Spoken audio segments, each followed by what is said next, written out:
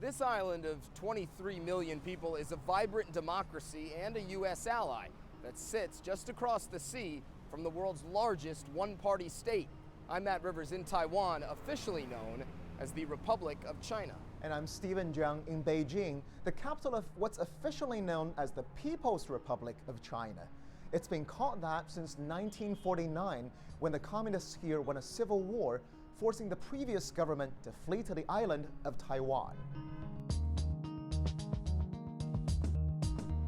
Both sides set up their own governments, each claiming to be the only legitimate rulers of the entire Chinese territory.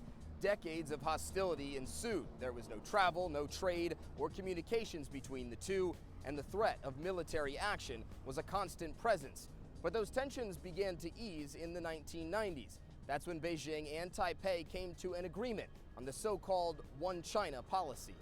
Both sides acknowledged, despite the existence of two governments, there is only one nation of China, and that paved the way for economic and cultural cooperation.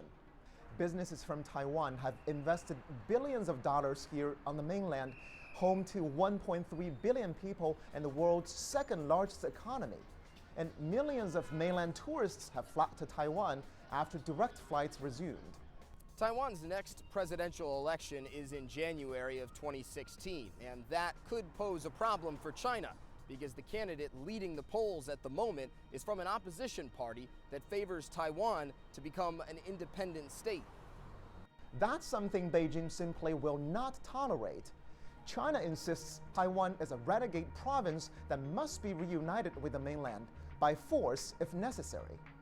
Both governments say that's all the more reason to strengthen communication and build mutual trust. But whether that trust can be built in Taiwan remains to be seen. Many people here are wary of the growing influence of their massive neighbor just across the straits, fearful that their unique way of life cultivated over the last 6 decades may be under threat.